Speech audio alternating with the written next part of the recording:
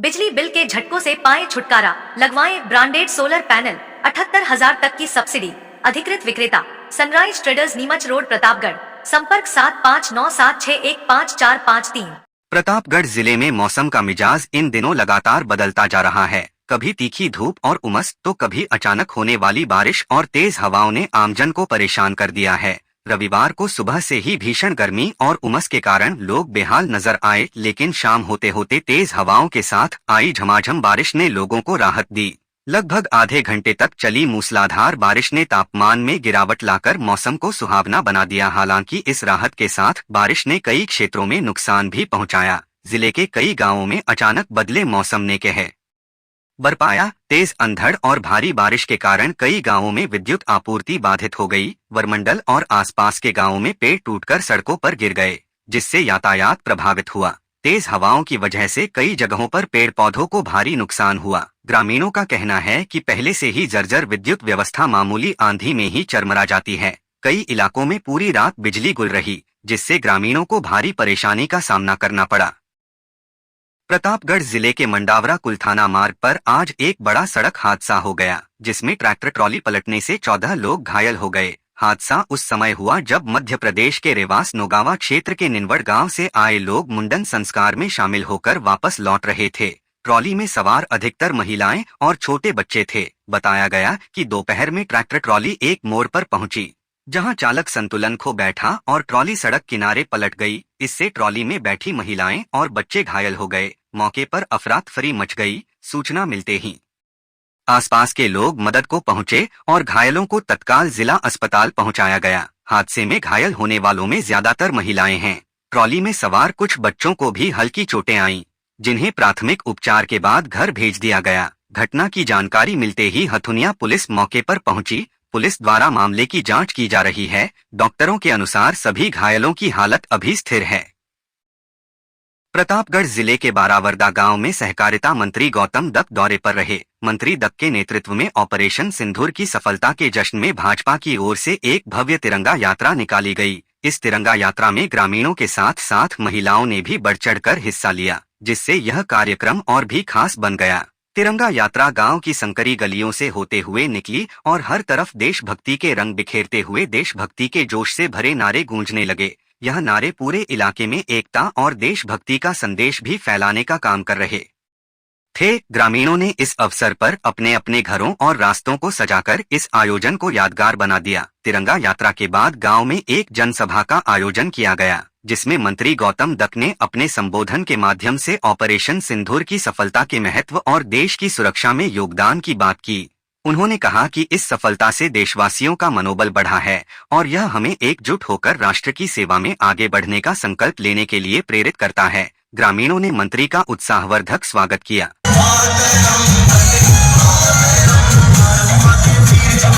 मैं ऐसा महसूस करता हूं इन 10 सालों में, जिस प्रकार से प्रधानमंत्री जी ने कश्मीर में धारा 370 हटाकर जिस प्रकार से आतंकवादियों को नेस्तानाबूद करने का काम किया है और इनके हौसले तोड़ने का काम किया, और इस बार तो उन्होंने ऑपरेशन सिंदूर के माध्यम से जिस प्रकार से पाकिस्तान में जाकर के उन आतंकवादियों के जो इलाके थे, जो वहां उनका बेस था, उस बेस को उड़ा करके उनको वही जमींदोज करके जिस प्रकार से उन्होंने कहा था कि हम उनको मिट्टी में मिला देंगे, तो वास्तव में मिट्टी में मिलाने का काम किया है।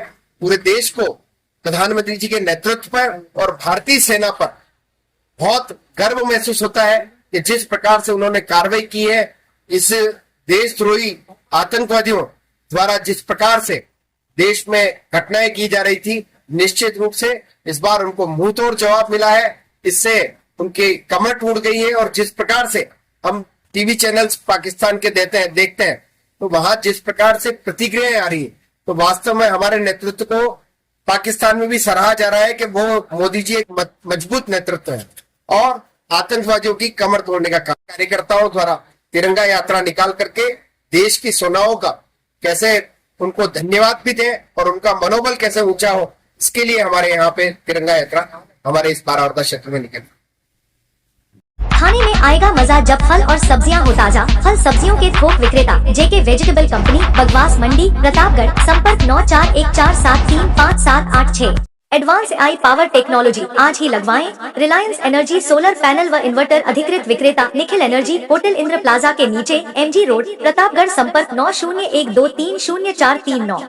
प्रतापगढ़ के मोखमपुरा में आज महाराणा प्रताप की अश्वरोही प्रतिमा का अनावरण किया गया। महाराणा प्रताप ग्रुप और विभिन्न राजपूत संगठनों की ओर से आयोजित इस कार्यक्रम में बड़ी संख्या में राजपूत समाज के राष्ट्रीय पदाधिकारी मौजूद रहे। प्रतिमा का अनावरण राष्ट्रीय कुश्ती संघ के पूर्व अध्यक्ष बृजभूषण शरण सिंह ने किया। इसके पहले वरमंडल हवाई पट्टी पर बने हेलीपैड पर अतिथियों की अगवानी की गई। करणी सेना के जिला संरक्षक राजदीप सिंह ने बताया कि मोखमपुरा गांव में एक भव्य समारोह में हिंदुआ सूरज वीर शिरोमणि महाराणा प्रताप की अश्वरोही प्रतिमा का अनावरण किया गया। पूरे देश में महाराणा प्रताप ग्रुप की ओर से प्रताप की शौर्य गाथाओं को जन जन तक पहुंचाने के लिए इस तरह की प्रतिमा स्थापित की जा रही है। इसी कड़ी में जिले के मोखमपुरा में इस प्रतिमा की स्थापना की गई। यहां पर बृजभूषण शरण सिंह ने प्रतिमा का अनावरण किया। समारोह को संबोधित करते हुए बृजभूषण शरण सिंह ने कहा कि महाराणा प्रताप ने देश की आन बान और शान के लिए अपने प्राणों को न्यौछावर कर दिया। मुगलों के खिलाफ उन्होंने जीवन भर संघर्ष किया और कभी हार नहीं मानी। उनके इस संघर्षमयी बलिदान को पूरा देश कृतज्ञता के साथ याद करता है। हमें इतिहास में गलत तथ्य पढ़ाए गए और बताया गया कि अकबर महान था, जबकि महान तो हमारी मातृभूमि की रक्षा करने वाले महाराणा प्रताप थे।